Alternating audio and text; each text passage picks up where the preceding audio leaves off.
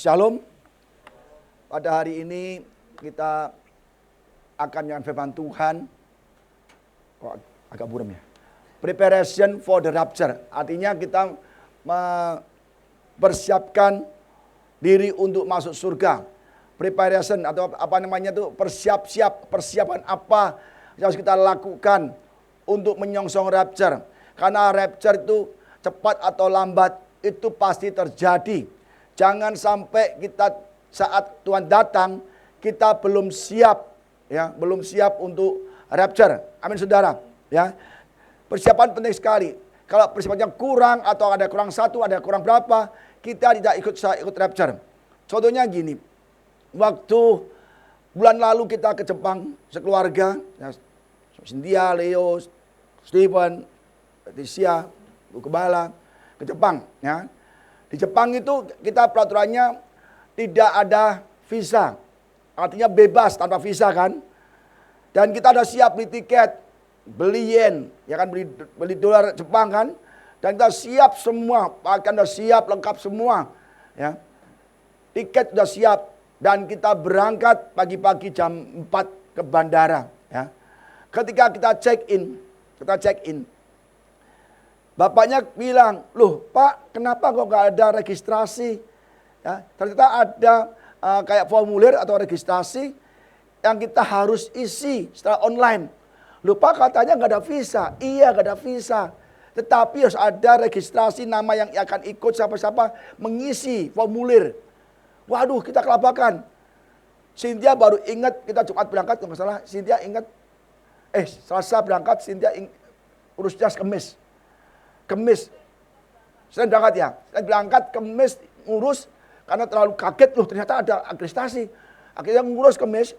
Ternyata Jumatnya tuh hari besar. Sabtu hari libur. Minggu juga libur. Akhirnya kita semua berangkat ke bandara. Sudah siap koper, siap uang saku, siap tiket. Kita ditolak, saudara.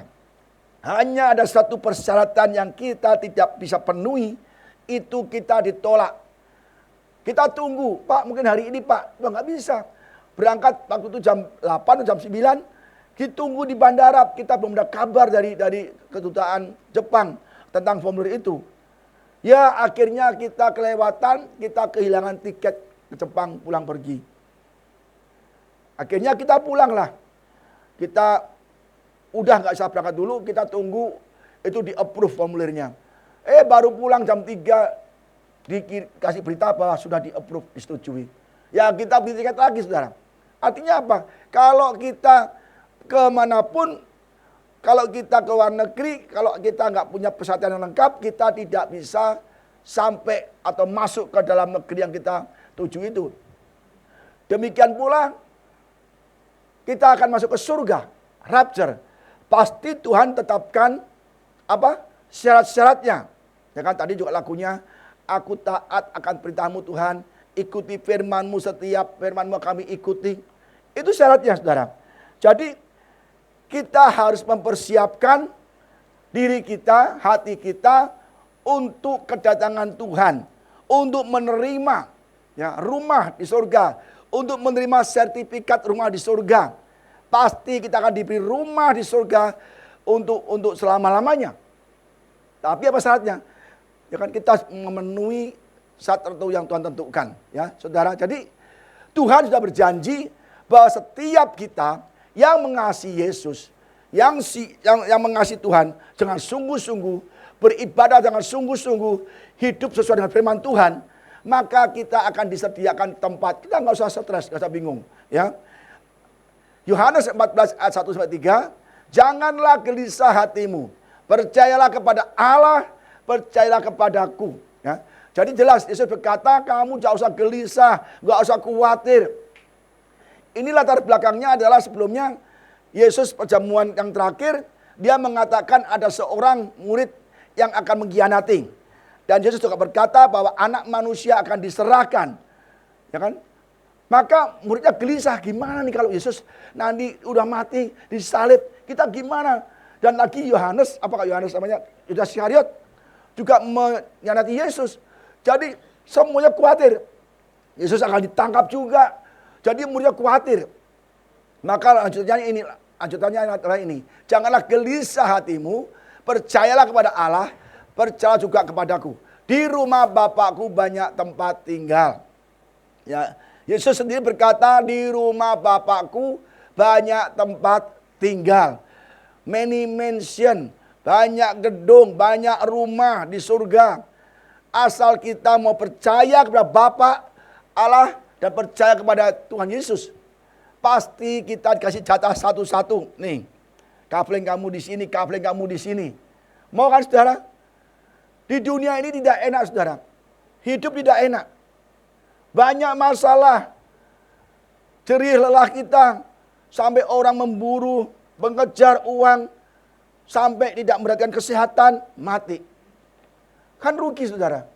Jadi kita mulai memperhatikan kerohanian kita. Jangan kasih makan tubuh kita terus. Makan sebanyak-banyaknya. Tapi roh kita tidak kita beri makan. Tapi kepersiapan. Ya, jadi kita harus mempersiapkan diri kita untuk bisa masuk ke rumah Bapa. Ya, jika tidak demikian tentu aku mengatakannya kepadamu, sebab aku pergi ke situ untuk menyediakan tempat bagimu. Yesus berkata, aku akan pergi ke situ, Pak. Aku akan kesalib, aku akan mati, menebus dosa-dosamu, ya, supaya ada tempat bagimu di surga. Itu artinya bahwa Yesus akan mati. Dia pergi ke sana untuk menyediakan tempat bagi kita semua. Ya jelas ya. Jadi suatu kepastian bagi kita jika kita mengikut Yesus. Apa kepastiannya? Kita dapat rumah di surga yang sangat besar. Ya. Dan apabila aku telah pergi ke situ dan telah menyediakan tempat bagimu, aku akan datang kembali dan membawa kamu ke tempatku, supaya di tempat di mana aku berada, kamu pun berada. Yesus ya mati untuk menyediakan tempat bagi kita. Dia naik ke surga, jadi perantara bagi kita. Saat ini Yesus masih jadi perantara bagi kita. Dia masih berdoa untuk Bapaknya. Doa-doa kita ditampung Yesus, disampaikan kepada Bapa di surga. Kalau kita doa demi nama Yesus Kristus, dalam nama Yesus Kristus, pasti Tuhan sampaikan kepada Bapa dan diberikan doa-doa kita. Tapi jangan sampai kita lengah. Yesus tidak selama-lamanya jadi imam agung kita. Yesus tidak selama-lamanya di perantara kita. Suatu saat nanti dia akan jadi raja yang akan menghukum dunia dan beri upah pada kita. Jangan kita sia-siakan. Kita tidak tahu kapan kita hidup terus, ya kan? Seperti teman kita Marcel. Kita nggak duga kan, malamnya persekutuan dengan teman-teman ya seiman dengan kita semua, bersuka cita, makan-makan, ketawa-ketawa, ya kan, saling sapa, saling ngobrol, ya kan. Malamnya itu, paginya sudah tidak ada lagi. Jadi kita jangan pikir hidup kita masih panjang. Marcel itu mungkin rapture duluan secara pribadi, tapi dia belum rapture, masih dalam penampungan. Nanti kalau udah Tuhan datang, baru rapture bersama-sama. Ya, jadi kita lihat bahwa Tuhan berjanji menyediakan tempat di surga dan akan menjemput kita di awan-awan kemuliaan dan mengangkat kita. Dan itu janji Tuhan, itu yang saya nantikan. Tuhan, aku ingin rapture cepat, karena di dunia ini kemah ini sementara dan tidak enak. Hidup di dunia tidak enak. Saya percaya, ya kan kita semua juga merasakan hal yang sama. Bukan berarti punya uang itu enak, hebat itu enak. Tidak, saudara, semua punya masalah sendiri-sendiri. Ya. Maka setiap hari saya berdoa, Tuhan kami siap kapan kau datang. Saya nyanyi lagu Maranatha, ya kan? Terus, ya kan? Tapi dengan mempersiapkan diri. Kita lihat kapan dia datang. Ya. Kapan Tuhan Yesus datang kembali. Ya, kita ulang sebentar yang ini pengantar aja. 1 Tesalonika 4 ayat 16 sampai 17. Sebab pada waktu tanda diberi, yaitu pada waktu penghulu malaikat berseru dan sangkakala Allah berbunyi, maka Tuhan sendiri akan turun dari surga. Ya. Jadi Tuhan Yesus pada saatnya tiba, dia turun sendiri dari surga. Dan mereka yang mati dalam Kristus akan lebih dahulu bangkit. Jadi kalau kita saat ini atau besok atau lusa atau bulan depan kita mati misalnya, tapi kita dalam Kristus Yesus, kita kelak akan dibangkitkan. Ya, akan dibangkitkan. Tetapi kalau kita tidak taat kepada perintahnya, tidak taat dengan firman-Nya, kalau kita mati, kita tidak akan dibangkitkan pada saat rapture, tapi dibangkitkan pada saat penghukuman terakhir untuk dihukum di api neraka yang selama-lamanya. Ya. Jadi jangan sampai jemaat tempat ini ada yang nyasar ke neraka. Gak boleh semua, ya. Maka saya senang memberitahu tentang hal ini, kedatangan Tuhan di gereja ini, ya. Yang mati dalam Kristus akan lebih dahulu bangkit, ya. Mati di dalam Kristus, ya. Sesudah itu kita yang hidup, yang masih tinggal dan akan diangkat bersama-sama dengan mereka yang mati dalam Kristus, ya. Dalam awan menyongsong Tuhan di angkasa. Demikianlah kita akan selama-lamanya bersama dengan Tuhan, ya. Jelas sekali berarti bahwa kita akan bersama-sama dengan Tuhan bagi orang yang hidup di dalam Kristus. Apa arti hidup dalam Kristus? Kita lihat, ya. Ini persiapan apakah yang harus kita lakukan? Matius 7 ayat 21 sampai 23. Ini ayat terkenal. Ini ayat yang sangat mengerikan. Ayat yang sangat menakutkan nih, ya. Yang Yesus katakan. Matius 7 ayat 21 sampai 23, bukan setiap orang yang berseru-seru kepadaku, Tuhan, Tuhan, akan masuk ke dalam kerajaan surga, melainkan dia yang melakukan kehendak Bapakku di surga. Jadi ini jelas untuk pengikut Yesus, orang Kristen nih, yang berseru Tuhan, Tuhan, Tuhan, Tuhan. Jadi tidak semua orang Kristen, tidak semua jemaat Tuhan yang berseru Tuhan, Tuhan, itu bisa masuk kerajaan surga. Saudara mau ke gereja setiap minggu, setiap hari, berdoa setiap hari, belum jaminan saudara bisa masuk surga. Kecuali saudara melakukan kehendak Bapa di surga. Taat dengan firman-Nya, mau melakukan firman-Nya, mau taat dengan perintahnya, hidup sesuai firman-Nya. Baru kita bisa melakukan kehendak Bapa dan kita akan masuk ke surga. Maka pastikan kita, jemaat YHOC ini, ya, hidup kita melakukan perintah Tuhan, hidup melakukan firman Tuhan, ya, bekerja yang jujur, berumah tangga yang jujur, menikah yang jujur, ya, jangan banyak bohong-bohong. Orang bohong-bohong tidak masuk surga, nggak ada pembohong masuk surga, nggak ada. Jangan melakukan dosa, jangan melakukan dosa, kejahatan apapun jangan. Sebab kalau kita melakukan dosa, kejahatan, ya kan, berbohong, menipu, korupsi, tidak mengasihi orang lain sama kita, apalagi Bapa kita di surga, maka kita tidak bisa sampai ke surga. Jelas ya, bukan setiap orang yang berseru-seru padaku Tuhan, Tuhan akan masuk ke dalam kerajaan surga, melainkan dia yang melakukan kehendak Bapakku yang di surga. Pada hari terakhir, banyak orang akan berseru-seru padaku, Tuhan, Tuhan, bukankah kami bernubuat demi namamu dan mengusir setan demi namamu dan mengadakan banyak mujizat demi namamu juga? Nanti pada hari akhir, ya, banyak orang berseru, Tuhan, Tuhan. Ini kelas pendeta, saudara. Orang bernubuat, ya kan? Orang mengusir setan, mengadakan banyak mujizat. Ini kelas pendeta, pendeta besar, ya kan? Yang pelayanannya luar biasa sekali. Tapi apa kata Yesus? Pada waktu itulah aku berkata, aku akan berterus terang kepada mereka dan berkata, aku tidak pernah mengenal kamu, enyalah daripadaku, kamu sekali pembuat kejahatan. Jadi orang bernubuat, orang hebat, orang yang bisa mengusir setan, pasti lebih dari sekitar jemaat, ya kan? Orang dipakai Tuhan kan. Tapi Tuhan ngomong, aku gak kenal kau, pembuat kejahatan. Jelas sekali, pendeta besar pun, terkenal pun, belum jaminan bisa masuk ke surga. Kalau pelayanannya banyak motivasi. Sekarang banyak gereja-gereja besar pada berebut jemaat. Di mal-mal, ada mal gereja besar, masuk mal gereja besar lagi. Rebutan jemaat sampai ke sidang pengadilan. Coba bayangkan, berebut jemaat sampai ke pengadilan. Ini jelas-jelas mereka tidak fokus akan Tuhan. Jemaat milik Tuhan. Jemaat itu milik Tuhan, bukan milik gereja, bukan milik gembala. Seberapa yang Tuhan berikan itu yang kita gembalakan. bukan mengambil domba orang lain, berebutan, ya kan? Apalagi sampai gembalanya memanipulasi uang gereja. Persembahan, persepuluhan dimanipulasi untuk membangun bisnis. Jadi jelas sekali nanti akan banyak pendeta-pendeta besar akan berseru, Tuhan, aku bernubuat demi namamu, aku mujizat demi namamu, aku mengusir setan demi namamu. Tuhan berkata, aku tidak mengenal engkau. Karena hatinya banyak yang jahat. Orang gereja banyak yang jahat. Pendeta pun juga banyak yang jahat. Jadi kita di sini pastikan kita jangan punya hati yang jahat. Amin saudara. Saling mengampuni, ya, saling mengasihi, bermurah hati, kasih sabar.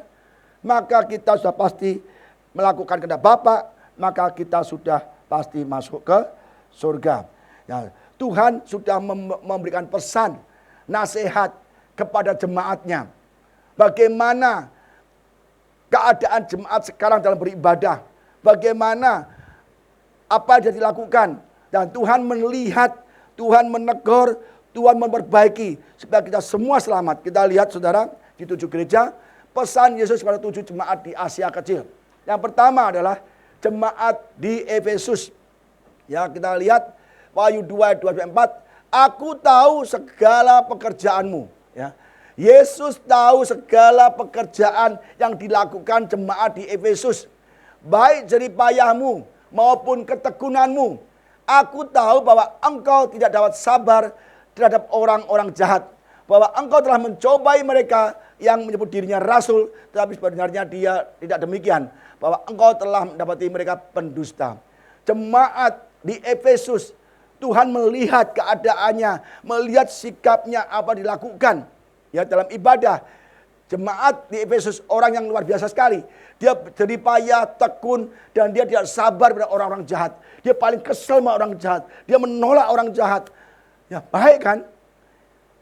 Dan ada rasul-rasul palsu, itu dia juga dapati mereka ketahuan semua. Tapi apa kata Yesus?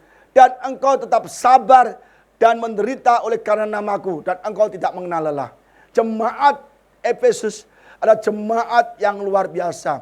Dia tidak suka sama orang jahat dan tidak tahan dengan orang jahat, dan dia tetap sabar dan menderita karena nama Yesus. Tapi di sini Yesus memuji, dan selanjutnya Yesus juga menegur. Ya, ada kekurangannya, ada kekurangan dari jemaat di Efesus. Namun demikian aku mencela engkau. Loh, katanya baik Pak, kok dicela? Kita lihat. Karena engkau telah meninggalkan kasihmu yang semula. Sebab itu betapa dalamnya engkau telah jatuh. Ya. Bertobatlah dan lakukanlah lagi apa yang semula engkau lakukan. Ya.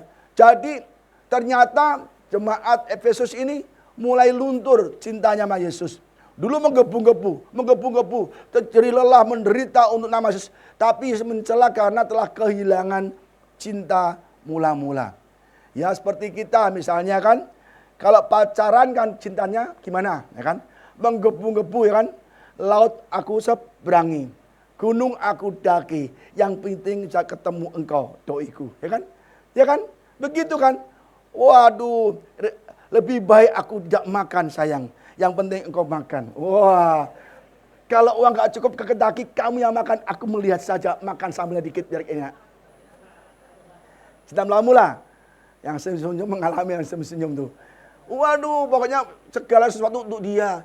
Gajian untuk mereka, untuk dia, si dia. Semua untuk dia, makan pun sampai dia rela melihat ceweknya makan. Cinta mula-mula. Sekarang udah lama, sudah pacaran, udah menikah, ya kan? Boro-boro ajak makan di luar. Makan di rumah terus, ya kan? Yuk Pak, makan di luar. Ayo, bawa piring, kita makan di luar. Lu katanya makan di luar. Ya ayo makan di luar kan, ayo bawa piring. Lauknya kita makan di teras di luar. Kan lu makan di luar. Wah, udah banyak bersilat lidah kan, pelit. Uang belanja dikurangin. Dulu semua gajian untuk engkau, ya kan? Untuk engkau. Sekarang aduh dihemat-hemat. Dulu saya gajian saya kasih ibu semua loh. Dari awal kerja sampai akhir kerja gajian saya kasih semua. Semua utuh. Aku udah nggak pegang.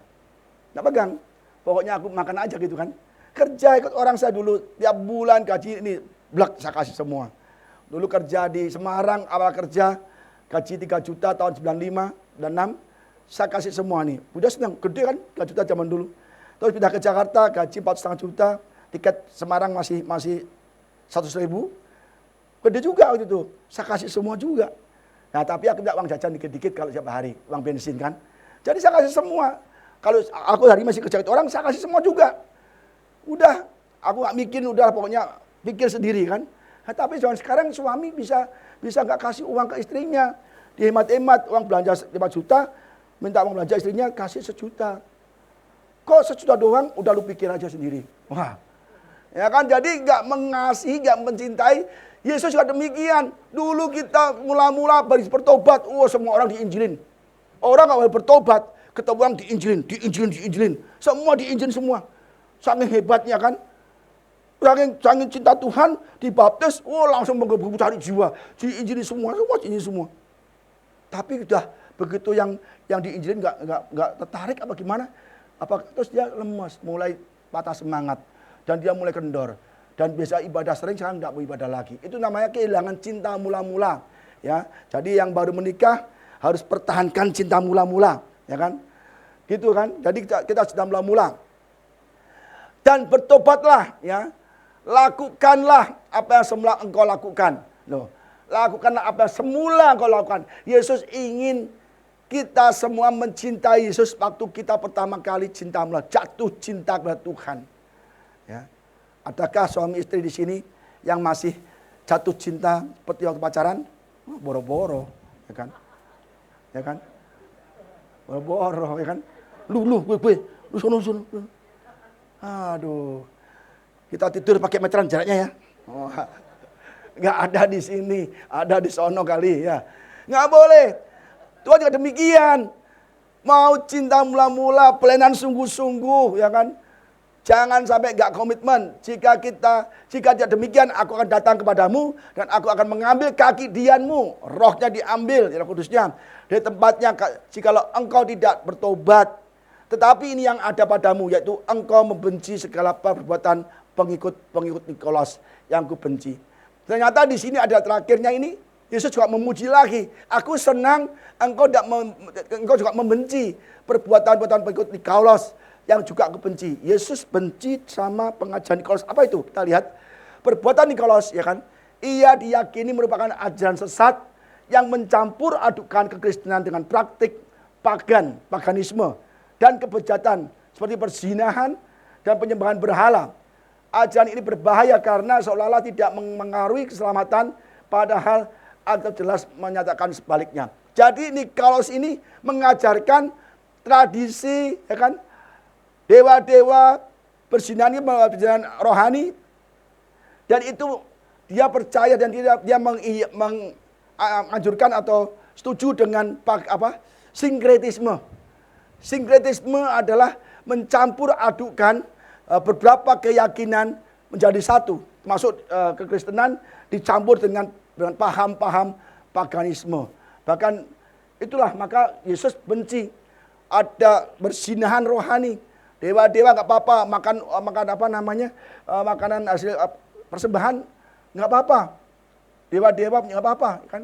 Lah itu namanya sinkretisme atau kompromi. Dan Tuhan membenci pengajaran Nikolas.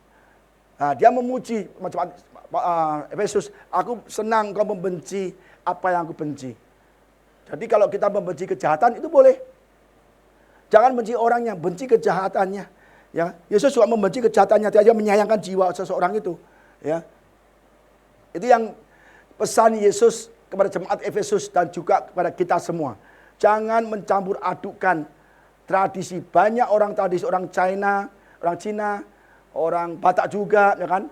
Orang Cina tuh kalau ada tradisinya dia pakai macam-macam tradisi orang Cina kalau meninggal tuh.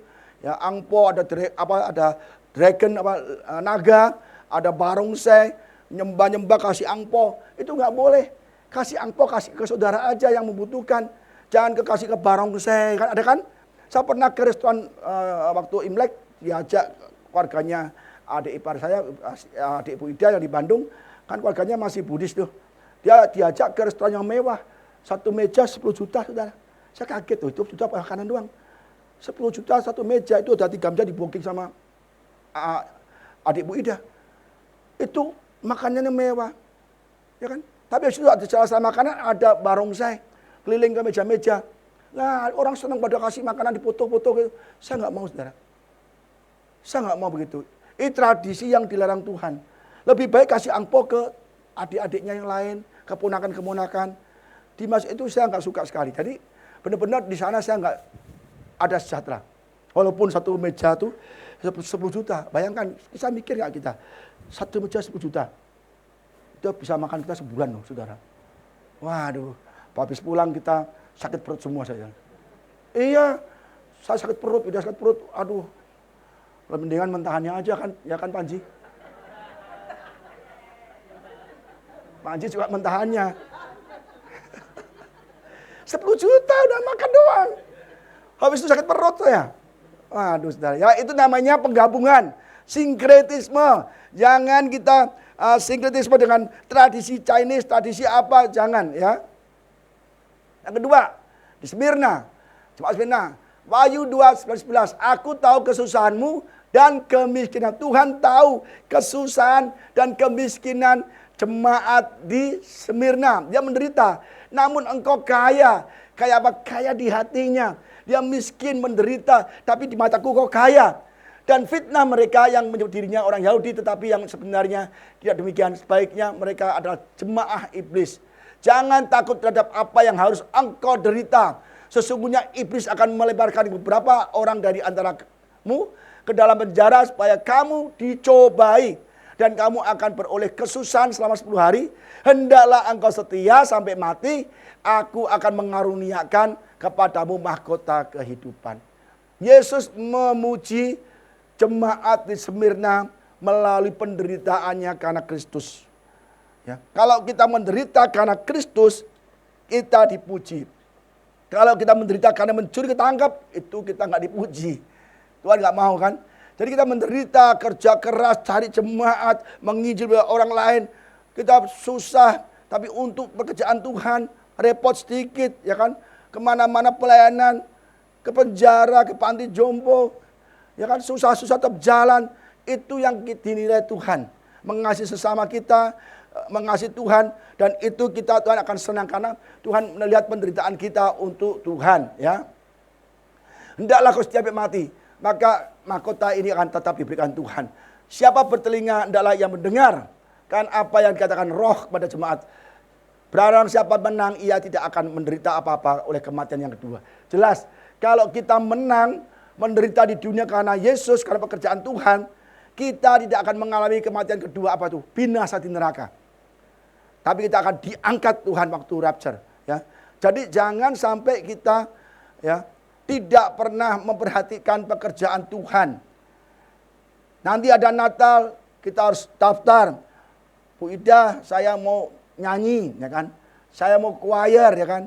Saya mau bikin drama, silakan. Saya mau dekorasi apa, silakan.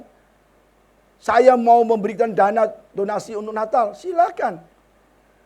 Jangan sampai kita ignore dengan pekerjaan Tuhan. Kalau kita menderita, berkorban untuk pekerjaan Tuhan, maka kita tidak akan mengalami kematian kedua itu di neraka, saudara. Tapi kita akan diberikan mahkota kehidupan. Mau nggak kita mahkota kehidupan? Mau? Saya mau, saudara. Maka jangan kita berhenti untuk melakukan pekerjaan Tuhan. Jangan, saudara. Hati-hati, ini kita tidak tahu. Yang kemarin Marcel dipanggil Tuhan, kita nggak tahu kapan dipanggil Tuhan. Mungkin malam ini, ayo. Saya tanya sekarang, siap nggak kalau malam ini dipanggil Tuhan? Siap. Yang tegas dong, siap Pak, siap Tuhan. Mana tangannya? Mau Pak mau nggak? Siap. Siap, aku ragu. Mau nggak berkat? Mau Pak, gitu. Mau nggak mati hari ini Tuhan? Nggak boleh ya. Itu namanya cinta yang meragukan tuh, ya kan? Cinta yang meragukan. Jadi saudara, ya setiap mati menderita untuk Tuhan, ya. Jangan malas ke gereja, jangan malas pelayanan. Saya senang di sini jemaat semua pelayan Tuhan semua. Jemaat yang pelayan luar biasa, nggak ada gitu di gereja lain. Semua jemaat itu cuma pelayan juga. Ya, jemaat di Pergamus, ya ini Wahyu 2, 13, 16. Aku tahu di mana engkau diam, itu di sana di tempat takhta iblisnya. Tuhan atau Yesus selalu tahu jemaatnya di mana, keadaannya apa, di situasi yang kayak apa, tahu. Ini jemaat Pergamus ya, berdiam di tempat banyak penyembah berhala. Para penyembah berhala banyak lingkungan kayak di Sodom Gomora. Kayak Lot kan tinggal di Sodom Gomora, ya. Itu Tuhan tahu, ya. Dan engkau berpegang pada namaku dan engkau tidak menyangkal imanmu kepadaku, juga tidak pada zaman Antipas saksiku yang setia kepadaku, yang dibunuh di depan kamu di mana iblis berdiam. Jadi di saat itu Antipas saksi Yesus, dia menyaksikan Yesus, dia menyembuhkan orang sakit, dia mengusir setan, itu ditangkap karena terancam, itu berhala-berhalanya terancam semua. Ditangkap, diikat, dimasukkan ke lembu tembaga. Lembu tembaga gede banget, dibolongin depannya, kasih pintu kan, dimasukkan dalam lembu tembaga, ditutup dan dikasih api. Dan di mulutnya lembu itu ada corong. Jadi kalau dia kesakitan itu terdengar semua. Bayangkan orang disangrai. Bayangkan kalau kita dimasukkan wajan kosong, diikat, terus kasih api. Jadinya apa, saudara? Aduh, kayak steak well done itu. Ya kan? Gosong, saudara, mati. Zaman dulu mengerikan. Dan itu akan terjadi lagi di masa tribulasi. Orang akan diburu, dibunuh, digoreng hidup-hidup, disangrai hidup-hidup, ya kan? Sudah ada. Dan ini jemaat Pergamus, jemaat yang luar biasa sekali. Dia tidak menyangkal Tuhan. Tidak menjual Tuhannya untuk harta. Banyak di antara kita karena harta menjual Tuhan. Karena ramai dagangannya tidak ke gereja. Lebih memilih berdagang, lebih memilih bekerja, mencari omset daripada beribadah ke gereja. Saya kalau ramai itu minggu, Pak. Bisa nggak minggunya dirubah jadi Senin? Kalau bisa Pak, AOC ibadahnya Selasa atau Rabu aja Pak. Minggu itu saya ramai dagangannya. Ya kan, kamu buka gereja sendiri aja. Ya kan? Jadi jangan menjual Tuhan. Pelayan Tuhan juga nggak boleh menjual Tuhan. Ya. Pelayan Tuhan melayani di mana-mana, ya kan? Dapat persembahan, terima saja. Jangan mengeluh, jangan bersungut-sungut. Mungkin tidak sesuai diharapkan hasilnya, nggak boleh. Tuhan akan diberikan lagi yang lebih besar lagi. Kalau kita setia dengan perkara kecil. Tuhan uji perkara kecil. Tuhan uji dengan pelayanan yang kecil. Hasilnya kecil. Kalau kita setia bersyukur, terima kasih Tuhan. Itu nanti akan diberikan lagi hal-hal yang besar. Amin saudara. Segala sesuatu kita mulai dari kecil. Orang Pergamus ini orang luar biasa sekali. Dalam penyiksaan, dalam situasi banyak penyembah berhala, dia tidak menyangkal imannya. Tetapi aku mempunyai beberapa keberatan terhadap engkau. Yesus memuji atas kebaikan mereka, kesetiaan mereka, ya, tidak menyangkal, tapi Yesus juga melihat kekurangannya. Di antaramu ada beberapa orang yang menganut ajaran Bileam, yang memberikan nasihat pada Balak untuk menyesatkan orang Israel, supaya mereka makan persembahan berhala dan berbuat zina. Ya. Jadi ada beberapa pengikut Yesus itu mengikuti ajaran Bileam. Apa ajaran Bileam? Kita lihat.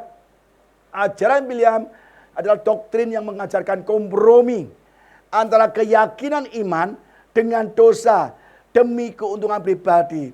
Korupsi nggak apa-apa lah, nggak apa-apa korupsi, ya kan?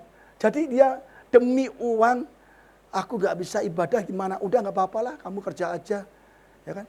Jadi jelas sekali mereka demi uang keuntungan pribadi, ya, mengesampingkan ibadah, yang seperti uang, popularitas atau kepuasan.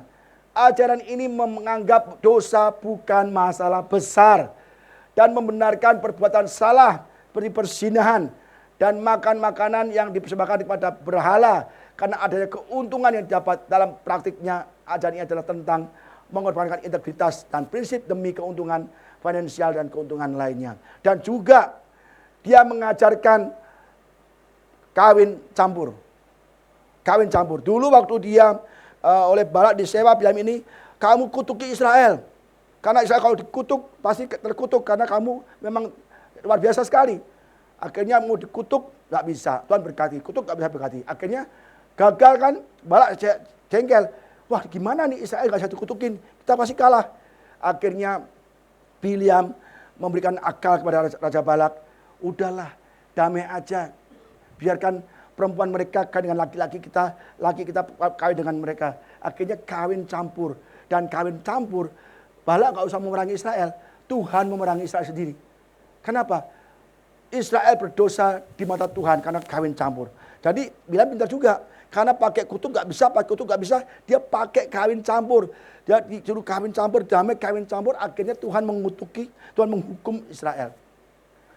Jadi jangan sampai kita toleransi atau kompromi dengan dosa. Di sini dosa tidak ada masalah besar. Makanya Tuhan membenci ajaran Bileam dan Nikolaus. Ya. Dan kita juga demikian. Jangan sampai kita kawin campur, itu susah. Ya kan. Kedua, kita kalau kita belum kawin, jangan mau kalau kita beda agama. Harus masuk dulu ke pengikut Yesus, dikasih pengertian, baru kita menikahkan. Jangan sampai toto kawin campur, nggak bisa saudara, nggak bisa bertemu. Gelap dan terang nggak bisa bersatu. Ya. Dan Tuhan membenci kawin campur. Saudara. Jadi kita harus benar-benar tahu, jangan toleransi dengan dosa. Ya. Pekerjaan jangan diutamakan lebih dari Tuhan. Banyak orang mengutamakan pekerjaan apapun daripada Tuhan. Ya. Kita ke gereja seenaknya, ya kan? Asal-asalan yang penting absen. Tapi hidup kita masih memburu kekayaan, cinta uang. Jangan saudara, jangan cinta uang. Jangan sekali-sekali memburu uang. Tapi burulah Tuhan, kejarlah Tuhan, maka uang akan mengejar kita semua. Amin ya. Jadi demikian juga ada padamu orang-orang yang berpegang pada ajaran Nikolaus tadi sudah saya sebutkan. Sebab itu bertobatlah. Jika tidak demikian aku akan segera datang padamu, akan memerangi mereka dengan pedang yang di mulutku ini. Pedang yang di mulut artinya itu kayak Armageddon. Perangi pedang. Ya. Jadi saudara, ini pesan Tuhan kepada jemaat tadi Efesus, Smyrna, Pergamus. Efesus yang kehilangan cinta mula-mula, Smyrna yang menderita karena Tuhan. Yang ini adalah kompromi. Yang keempat, pesan Tuhan kepada jemaat di Tiatira. Wahyu 2 ayat 19-23, aku tahu segala pekerjaanmu. Selalu Yesus ngomong aku tahu pekerjaanmu. Yesus tahu pekerjaan kita untuk Tuhan. Pekerjaan kita yang kita lakukan. Tuhan Yesus tahu apa yang kita lakukan secara detail hidup kita. Maka hati-hati. Jangan dipikir Tuhan nggak melihat. Dosa kita sembunyikan, Tuhan melihat. Ya. Aku tahu segala pekerjaanmu. Baik kasihmu maupun imanmu. Kasihmu tahu imanmu. Baik pelayananmu maupun ketekunanmu. Aku tahu bahwa pekerjaanmu yang terakhir lebih banyak daripada yang pertama. Aku tahu kamu mengasihi aku. Dan itu ada eskalasi meningkat tinggi. Kamu lebih mengasihi, lebih bekerja untuk aku. Aku tahu. Aku tahu imanmu juga meningkat juga. Tetapi aku mencela engkau. Karena engkau membiarkan wanita Isabel yang dirinya nabiah mengajar, menyesatkan hamba-hambaku supaya berbuat zina dan makan persembahan berhala. Ya, ini ajaran Isabel. Yesus menggunakan nama itu untuk mengingatkan kita bahwa akan Ratu Isabel. Ya, dalam sejarah itu istri Raja Ahab, wanita yang berkemauan keras, benar-benar telah menyesatkan umat Allah waktu itu, yang memasukkan penyembahan Baal yang amoral ke negeri Israel dan melancarkan kampanye yang keras untuk melakukan ibadah yang murni. Jadi Isabel ini adalah ratu pagan, ratu raja pagan, ratu yang penyembah berhala. Dia kawin dengan Ahab sejak Raja Israel. Sejak Isabel ini kawin dengan Ahab, semua negeri Israel dipenuhi dengan penyembahan berhala. Ya. Jadi dia jahat sekali, sangat jahat. Membunuh semua nabi-nabi, membunuh orang pengikut Yesus. Bahkan Ahab pun kepengen ladang di sebelah istananya, ladang Nabot, ya kan? Nabot, aku beli ladangmu. Oh nggak bisa, nih tanah leluhurku, aku bisa jual. Raja Ahab sedih kan? Ratu Isabel bilang gini, Ahab, kenapa kau sedih? Aku pengen ladang di sebelah rumah kita, ladangnya Nabot, tapi dia nggak mau jual. Oh, tenang saja. Tenang saja. Akhirnya dia mengatur siasat, Nabot diajak dia pertemuan, dan dia menyewa 2 saksi dusta, suruh menuduh Nabot menghujat Allah. Langsung dihukum mati di rajam batu. Jadi membuat rekayasa supaya Nabot itu seolah-olah menghujat Allah. Akhirnya diajak keluar, dilempar batu sampai mati. Dan Ahab, sekarang ladang ini milikmu. Jahat sekali. Isabel jahat sekali. Maka matinya sangat mengerikan di hukum Tuhan. Dimakan anjing itu, badannya dan darahnya ya. Jadi jelas sekali. Dan aku telah memberikan dia waktu untuk bertobat, tetapi ia tidak mau bertobat dari jinahnya. Jinah di sini adalah jinah rohani. Dia menyembah berhala, dewa-dewa banyak dibawa ke Israel. Ya, jadi kita saat ini kita semua juga diberi waktu untuk bertobat. Kita kadang-kadang tidak sadar kita telah menyembah berhala. Sebab berhala apa? Ya, tadi saya katakan bukan patung, tapi keuangan kita. Kita utamakan hobi kita, mengejar uang sampai lupa ibadah. Uang menjadi prioritas, uang menjadi berhala. Kita meninggalkan ibadah. Makanya kalau ada orang, saya nggak sebut namanya, kalau dia minggu gak ibadah berapa kali, saya tegur itu kan. Kamu kenapa? Ya kan? Kenapa nggak ibadah? Saya tegur seperti si Marcel kan. Saya tegur. Pak, saya jual panada Pak. Kalau minggu. Nggak bisa kamu. Kamu panada jangan minggu.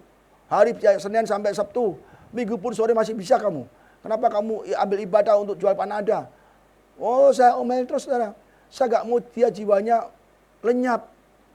Akhirnya dia bilang, iya Pak, saya akan ke gereja lagi. 3 kali absen, terus selama itu dia ke gereja terus.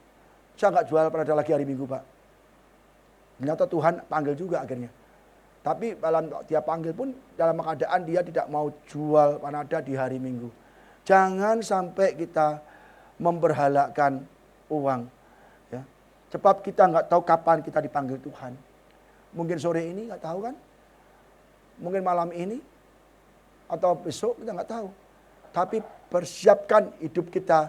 Jangan punya berhala di dalam hati kita. Yesuslah yang harus kita sembah, yang kita utamakan. Ya. Lihatlah, aku akan melemparkan dia ke atas ranjang orang sakit. Mereka yang berbuat zina dengan dia. Dan akan kulemparkan ke dalam kesukaran besar.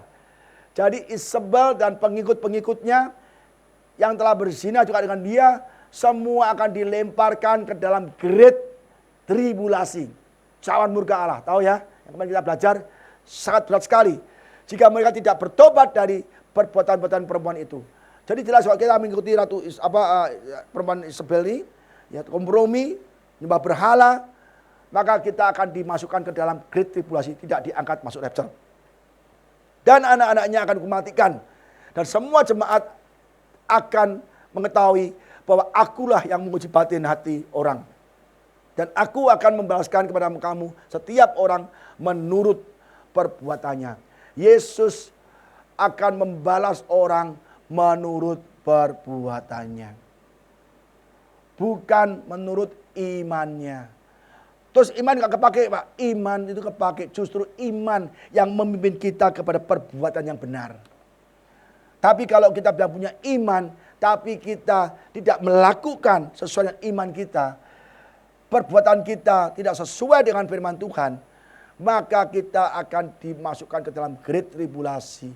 Karena Tuhan menghukum manusia bukan berdasarkan imannya, tapi berdasarkan perbuatannya. Amin saudara. Pendeta punya iman nggak punya. Ya sebagai Tuhan, Yesus adalah yang satu segalanya. Bahkan Yesus adalah anak Allah, percaya. Tapi kalau pendeta itu tidak melakukan firman Tuhan, motivasinya hanya mata duitan, motivasinya untuk kekayaan, itu termasuk ya orang yang akan dihakimi menurut perbuatannya. Jadi kita saudara tetap melakukan hal-hal yang baik sesuai dengan firman Tuhan. Saya percaya jemaat AOC ini semua di rapture Tuhan. Amin saudara. Yang amin yang kata dulu ah. Ini memastikan bahwa saudara nggak ngantuk nih. Saya takut saudara ngantuk nih. Amin, tapi gini terus kan. Amin. Terus. Saya takut saudara. Maka saya pastikan semua di sini Apalagi di belakang-belakang itu kan gelap tuh, bahaya itu. Iya kan, bahaya, bisa ngantuk loh. AC-nya dingin, gelap gitu. Dulu ada kan yang di ujung sana tidur kan. Aduh, karena terlalu enak kasih panas salah. Kasih dingin ngantuk. Lah coba gimana? Ya kan? Bingung kan saudara? Ya. Jadi jelas sekali. Sekarang jemaat di Sardis, ya, jemaat di Sardis itu kalau jemaat yang mati, ya. Wahyu 3 ayat 1 sampai 5. Dan tuliskanlah kepada malaikat jemaat di Sardis, inilah firman Dia yang memiliki ketujuh roh Allah dan ketujuh bintang itu. Aku tahu segala pekerjaanmu. Yesus selalu diawali ngomong, aku tahu pekerjaanmu, aku tahu pelayananmu, aku tahu apa yang kau perbuat, aku tahu kau menderita, selalu aku tahu. Engkau dikatakan hidup padahal engkau mati. Ya. Bangunlah dan kuatkanlah apa yang masih tinggal yang sudah hampir mati. Sebab tidak satupun dari pekerjaanmu aku dapati sempurna di hadapanku. Jemaat Sardis itu beribadah pada Tuhan, tapi tidak melakukan firman Tuhan. Itu iman yang mati. Iman tanpa perbuatan adalah kosong. Iman tanpa perbuatan adalah iman yang mati. Mereka beribadah. Ya kita gambarkan dia ngantuk, tidur ya kan. Maka saya tanya dulu, ada tidur nggak di sini kan? Ada yang main HP. Main HP ini. Kalau nggak ngantuk main HP. Kalau HP ditaruh ngantuk lagi. Bingung kan? Ada dua kemungkinan. Kalau nggak ngantuk main HP. Ya. Kalau nggak main HP ngantuk. Jadi saudara, ini yang rawan sekali zaman sekarang.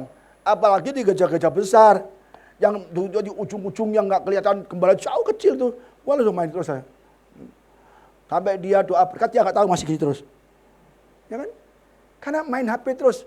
Jadi itu jemaat yang mati, ibadah nggak sungguh-sungguh. Dalam ibadah masih cari kangdau. Ya kan, masih pikir orderan ini, orderan itu. Ya ketemu nanti jam berapa. Masih itu terus.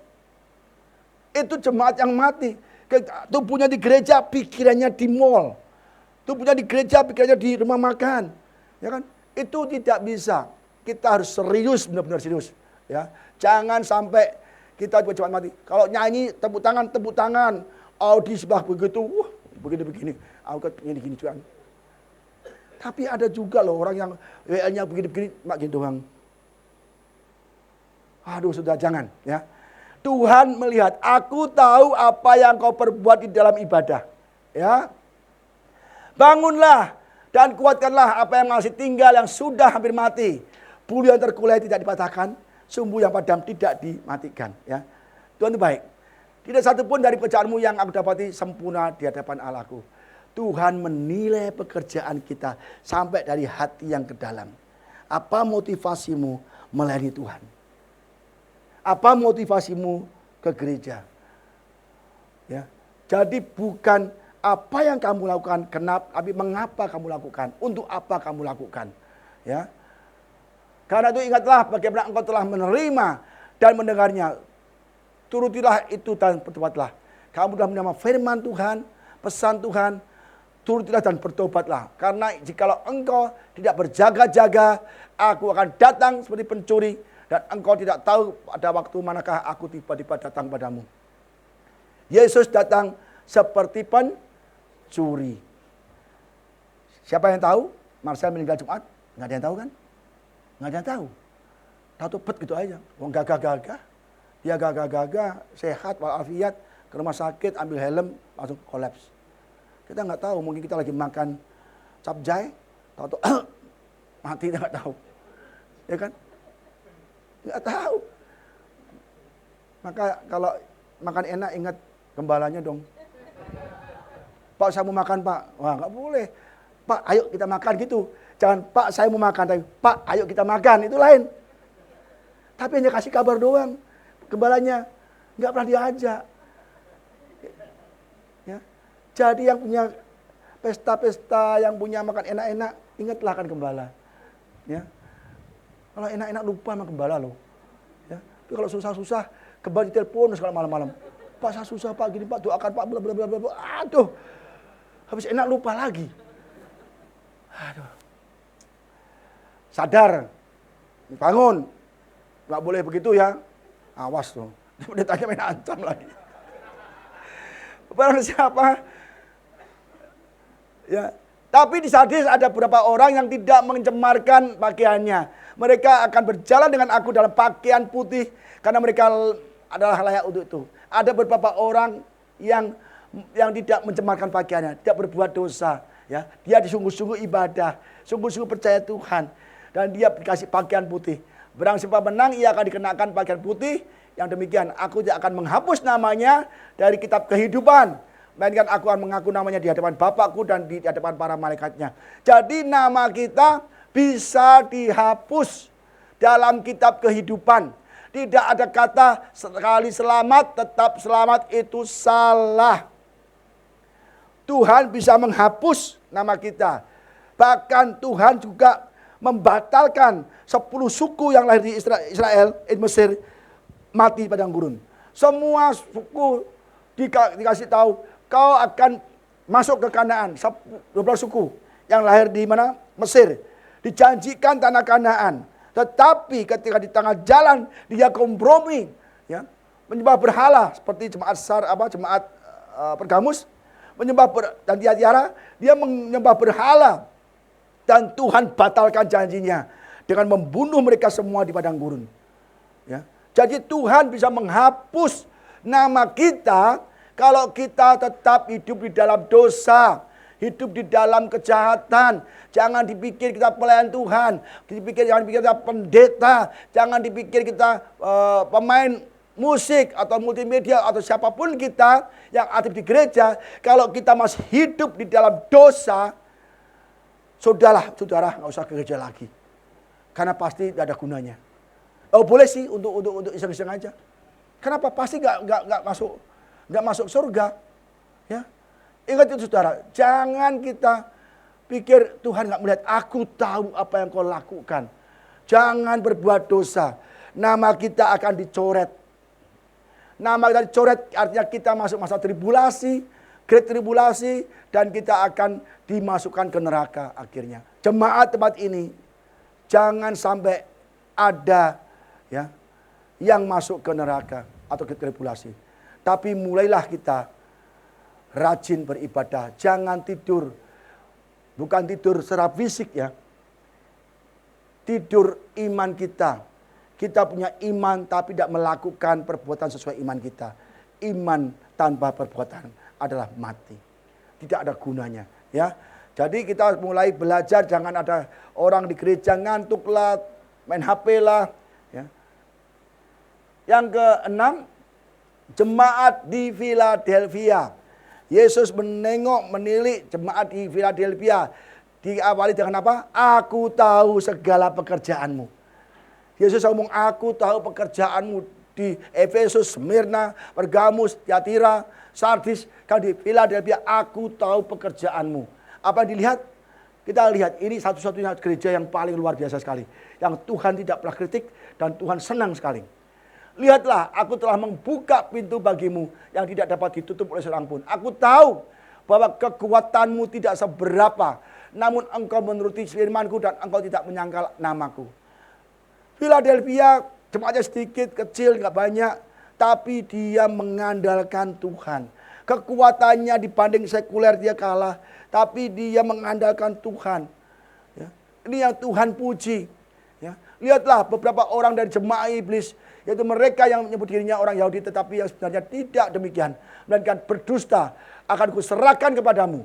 Sesungguhnya aku akan menyuruh mereka datang dan tersungkur di depan kakimu, ya, dan mengaku bahwa aku mengasihi engkau.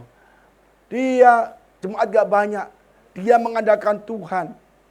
Dan dia berkata, nanti musuh-musuhmu akan kudatangkan di hadapanmu dan dia akan bertekuk lutut akan menyembah engkau.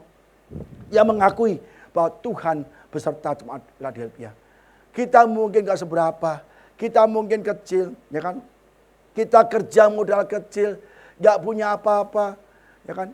Untuk besar gak bisa, saingan banyak. Tapi kalau kita mengandalkan Tuhan, Tuhan akan berkata, kamu kekuatanmu kecil, modal kamu kecil, tapi kamu mengandalkan aku. Aku akan buat semua kompetitormu kalah di hadapanmu. Benar saudara, kita tidak bisa apa-apa. Kita juga pekerjaan kecil kok. Usaha kita kecil. Dibanding yang lain itu jauh lebih besar.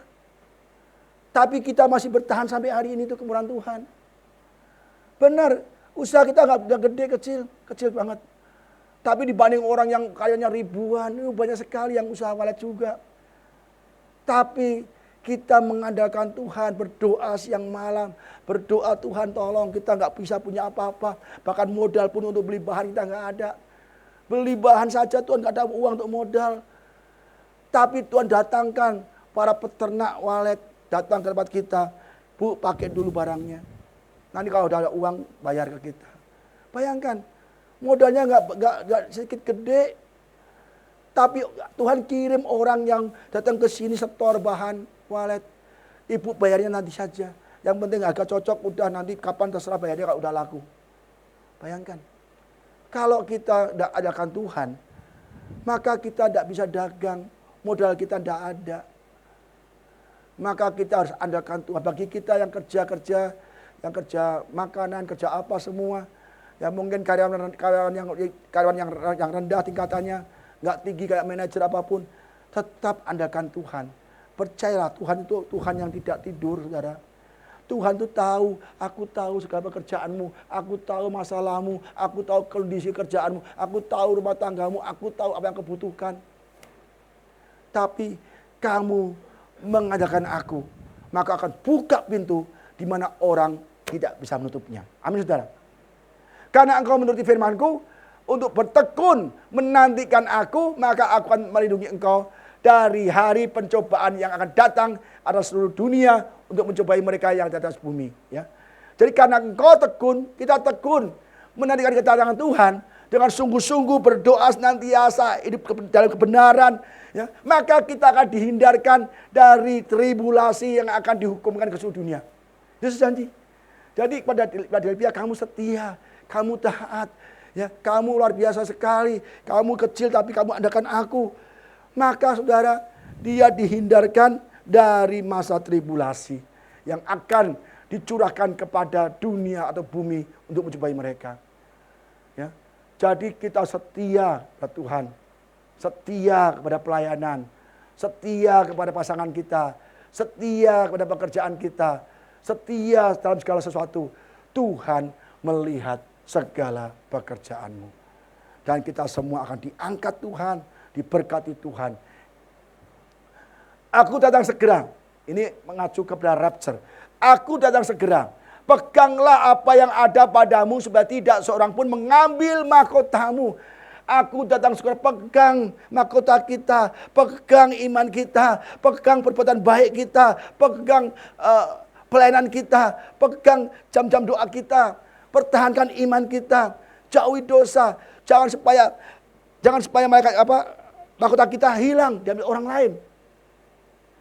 Ya, orang bisa mengambil mahkota kita melalui hasutan. Yuk udah kita gini, yuk berbuat dosa, yuk kita korupsi, yuk kita gini. Orang bisa mengambil itu. Akhirnya kita diajar, dijebak, difitnah, diajak berbuat dosa supaya mahkota kita hilang. Ini akhir zaman. Ya, ini Tuhan sudah akan datang. Banyak orang mencemooh, Pak, kapan datangnya, ya kan? Tapi saya terus percaya tiap hari Tuhan akan datang. Misalnya pun nggak datang dulu, saya mati dulu, nggak masalah. Karena Tuhan datang, saya diangkat lagi kan. Yang parah adalah kalau kita Tuhan belum datang, kita mati dalam dosa, mati di dalam iman kita masih labil, mati dalam iman kita tidak menggebu-gebu untuk Tuhan. Apalagi mati dalam dosa, kita masih melakukan dosa, masih berbohong, itu pasti kita nggak dekat Tuhan. Maka kita harus benar-benar taubat. Aku akan datang segera. Yang terakhir, jemaat Philadelphia, ya. Wahyu 3 ayat 15-20. Nah, lagi nih. Laodikia. Tadi aku ngomong apa? Waduh. Belum makan saya ini. Oh, aku tadi ngomong Laodikia. Salah. Slip of the tongue. Wah, keren kan Inggrisnya. Jemaat di Laodikia. Masih yang Laodikia kali ya. Wahyu 3 ayat 15-20. Aku tahu segala pekerjaanmu. Ini jemaat yang terakhir. Dikatakan aku tahu segala pekerjaan. Jadi Yesus tahu segala pekerjaan yang dilakukan oleh 7 jemaatnya, 7 gerejanya, ya kan? Engkau tidak dingin dan tidak panas. Alangkah baiknya jika engkau dingin atau panas. Kamu sudah cinta Tuhan. Kalau enggak sama sekali gitu loh. Jangan enggak dingin, enggak panas, anget-anget tai ayam itu kalau orang bilang gitu kan. Tapi saya belum pernah pegang tai ayam sih. Enggak tahu anget atau tidak, enggak tahu kan. Jadi orang bilang anget-anget tai ayam atau apa namanya? Suam-suamku. Jadi karena engkau suam-suam kuku dan tidak dingin atau panas, aku akan memuntahkan engkau dari mulutku. Jelas. Kalau kita suam-suam kuku, tidak dingin, tidak panas, ya, Tuhan akan memuntahkan kita. Kita akan dimuntahkan dari Tuhan. Dijauhkan dari Tuhan. Apa itu suam kuku? Kita setengah-setengah ibadahnya. Kadang ibadah rajin, kadang tidak. Kadang pelayanan, kadang tidak. Kadang berbuat dosa, kadang baik. Jadi angot-angotan. Kalau saya bilang angot-angotan. Kadang angot, kadang enggak. Kadang lempeng, kadang miring. Kurang 1 on, ya kan? Jadi kita tidak boleh setengah-setengah, harus benar-benar kita cinta Tuhan atau cinta dunia. Itu aja. Kalau cinta dua-duanya tidak bisa dimuntahkan. Apa yang dilakukan oleh jemaat di Laodikia? Kita lihat. Karena engkau berkata, aku kaya. Dan aku telah memperkayakan diriku. Ya. Dan aku tidak kekurangan apa-apa. Dan karena engkau tidak tahu bahwa engkau melarat dan malang, miskin, buta, dan telanjang. Jemaat di Laodikia itu jemaat yang kaya. Punya pabrik tekstil yang mahal. Banyak pabrik tekstil. Punya pabrik obat mata. Yang dioleskan bisa sembuh matanya. Ya kan? Dan dia sangat kaya. Dan terus memperkaya diri. Dan dia tidak butuh orang lain. Ketika di Smyrna atau Sardis gempa bumi. Mereka cuma gempa bumi di Asia Kecil. Dia tidak mau dibantu. Bahkan dia membantu jemaat-jemaat lain untuk membangun kota. Dia sangat-sangat kaya. Tapi banyak emasnya juga, ya kan? Tapi apa kata Yesus? Kamu kaya dan terus memperkaya diri. Tapi di mataku engkau melarat. Ya kan? Engkau bilang tidak kekurangan apapun. Di mataku engkau melarat dan malang. Karena Tuhan tidak melihat harta di dunia. Yang lihat adalah hati kita. Harta di hati kita. Kamu kaya banyak, tapi gak mau ibadah. Nggak bisa, dia nggak tahu kamu miskin. Kamu tidak punya pakaian. Dia punya pabrik tekstil yang hebat, pakaian memang mahal-mahal, bermerek. Tapi dia bilang, di mataku engkau telanjang. Nggak punya pakaian putih, nggak punya pakaian pesta. Jangan sampai kita kaya di dunia, tapi miskin di mata Tuhan. Jangan sampai kita melihat keindahan dunia ini, tapi kita buta melihat kemuliaan Tuhan. Ini ditegur Tuhan habis-habisan. Ya kan? Maka aku nasihatkan engkau supaya engkau membeli padaku emas yang dimurnikan dalam api. Apa arti emas yang dimurnikan dalam api? Adalah pekerjaan kita, penderitaan kita. Kita diproses masuk dapur api. Supaya kita benar-benar sempurna di Tuhan seperti emas yang murni. Maka kata Ayub, aku diuji Tuhan. Tapi aku keluar sebagai emas yang murni. Emas yang murni. Diproses dengan penderitaan, diproses dengan penganiayaan, diproses dengan kesusahan. Itu proses hidup kita. Kalau kita tetap percaya Tuhan dan setia dan taat, kita akan timbul seperti emas murni. Maka belilah emas daripadaku yang dimurnikan dengan api. Agar engkau menjadi kaya. Kaya di mata Tuhan. Kaya di mata Tuhan adalah kita tetap setia dalam penderitaan, tetap taat dalam penderitaan, tetap percaya Yesus di dalam segala penderitaan kita. Itu kaya mata Tuhan. Ya. Dan juga pakaian putih. Supaya engkau memakainya agar jangan kelihatan telanjang, ketelanjanganmu yang memalukan. Ya. Jadi jelas sekali, pakaian putih, kamu pakai pakaian mahal-mahal. Bulu domba hitam, bulu domba biru kan. Sutra apa yang dia apa? Yang ibu Lydia ya, menjual pakaian bulu ungu. Itu mahal-mahal. Kamu produksi mahal-mahal, pakaian merek-merek. Tapi kamu telanjang di mataku. Belilah pakaian daripadaku, pakaian putih. Apa pakaian putih kita sering khotbahkan? Pakaian kebenaran. Kita hidup dalam kebenaran. Kebenaran adalah firman Tuhan. Kita hidup dalam firman Tuhan. Hidup sesuai firman Tuhan dan hidup dalam Tuhan. Maka kita akan tidak telanjang. Tapi memakai pakaian putih di mata Tuhan. Mungkin di mata dunia kita miskin. Tidak punya pakaian. Pakaiannya itu aja kan. Pakaian itu aja. Dipakai ke saya itu aja. Tapi di mata Tuhan kita berpakaian putih. Kenapa? Kita ibadah sungguh-sungguh. Tapi orang yang pakaian mewah-mewah, jas mewah-mewah, rok mewah-mewah, itu belum tentu dia memakai pakaian putih mata Tuhan. Ya. Jadi jangan andalkan kekayaan kita. Kekayaan kita, kemegahan kita, harta kita, emas kita, perak kita semua tidak bisa menyelamatkan kita. Ya. Dan lagi minyak untuk melemas matamu supaya engkau dapat melihat. Dia punya pabrik mata, bisa ngebatin mata, bisa melihat lagi. Tapi bagi Tuhan, dia mengatakan, kamu buta. Kamu buta. Karena kamu tidak melihat. Ya, apa? Tuhan. Tidak melihat kemuliaan Tuhan. Tidak melihat Kristus di dalam hidupmu. Maka dikatakan kita buta. Kalau kita tidak pernah melakukan kebenaran, ya, maka kita dikatakan buta.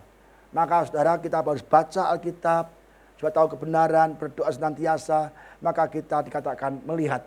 Barang siapa aku kasih, aku tegur, dan aku hajar, sebab itu relakan hatimu dan bertobatlah. Tuhan menegur, ya kan? Dia menghajar karena mengasihi, supaya kita bertobat. Ditegur melalui apa? Bisa saja melalui sakit penyakit. Ditegur melalui apa? Bangkrut. Tegur melalui apa? Keuangan, keluarga. Yang ditegur melalui rumah tangga. Tuhan bisa tegur. Supaya kita bertobat, saling mengasihi. Taubat supaya kita saling memberi. Taubat supaya kita saling mengasihi sesama kita. Dihajar melalui masalah. Di mana kita bekerja, passionnya Tuhan dihajar. Atau mungkin pelayanan Tuhan. Dihajar, gak ada job. Mengapa kita? Ya kan, jadi Tuhan bisa menghajar kita supaya kita bertobat mencari Tuhan. Bukan Tuhan tidak sayang kita, tapi Tuhan mengasihi. Barang siapa aku kasih, ya aku tegur. Ya, jadi kita harus ditegur Tuhan. Ya, lihat, aku berdiri di muka pintu dan mengetok. Jikalau ada orang yang mendengar suaraku dan muka pintu, aku akan masuk mendapatkannya dan aku akan makan bersama-sama dengan dia dan ia bersama-sama aku. Jadi jemaat Laodikia itu dalam hatinya tidak ada Tuhan. Yang ada harta, kekayaan, emas, keuangan yang berlimpah-limpah. Tapi Tuhan di luar. Maka dia bilang, aku akan ketok pintu. Kalau ada yang membukakan, izinkan aku masuk, menguasai hatimu, maka aku akan masuk. Ya kan? Supaya aku bisa makan bersama-sama dengan dia. Artinya apa? Aku akan undang engkau untuk pernikahan anak domba. Emas, perak, tidak ada gunanya. Yang terakhir, tim musik siap. Yeskiel 7 ayat 19. Perak mereka akan dicampakkan keluar.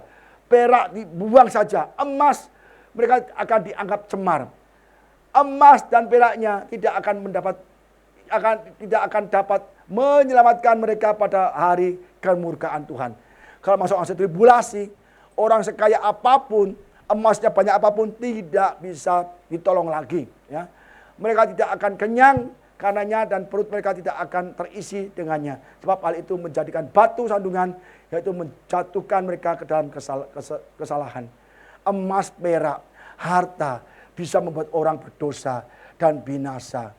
Jadi saudara, lebih baik kita punya harta, punya perak, punya pekerjaan. Kita harus taburkan di pekerjaan Tuhan. Jangan untuk foya-foya, jangan untuk beli barang yang nggak kepake. Banyak orang bisa beli mobil mahal-mahal, beli mewah-mewah, tapi untuk gereja bisa pelit banget. Jangan, saudara. Jangan sampai demikian. Saya katakan berkali-kali, bukan gereja itu minta uang, bukan. Supaya saudara itu tidak cinta uang. Maka kita senang kalau bisa ke panti jompo, kemana-mana bisa berbagi berkat. Saya paling senang karena Tuhan tahu uang kita ke panti jompo, ke penjara-penjara, ke biara operasional gereja. Maka Tuhan terus berkati kita, berkati kita, berkati kita. Jangan cinta uang, biar uang itu berguna. Kita rubah uang dunia, emas dunia menjadi harta di surga. Maka kita di surga, rumah kita besar. Ya, amin saudara ya. Mari kita berdiri.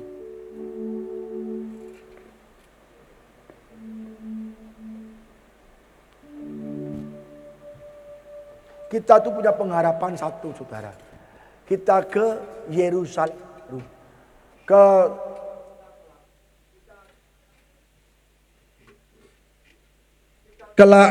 setelah rapture kita akan dibawa Tuhan ke perjamuan anak kambing domba dan kita kembali akan mendirikan kerajaan 1000 tahun di bumi. Setelah itu selesai, maka kita akan dibawa ke langit yang baru, ya, bumi yang baru, Yerusalem yang baru. Yang lama berlalu, lenyap, dan Tuhan berikan Yerusalem baru. Itu yang kita tuju untuk selama-lamanya. Di bumi nanti belum selamanya, hanya 1000 tahun. Setelah itu pindah ke langit baru, bumi baru selama-lamanya. Jangan sampai jemaat Tuhan tempat ini ada yang tertinggal, ya. Tapi semuanya masuk ke kerajaan 1000 tahun dan pindah ke langit yang baru dan Yerusalem baru. Itu yang kita rindukan. Amin, saudara.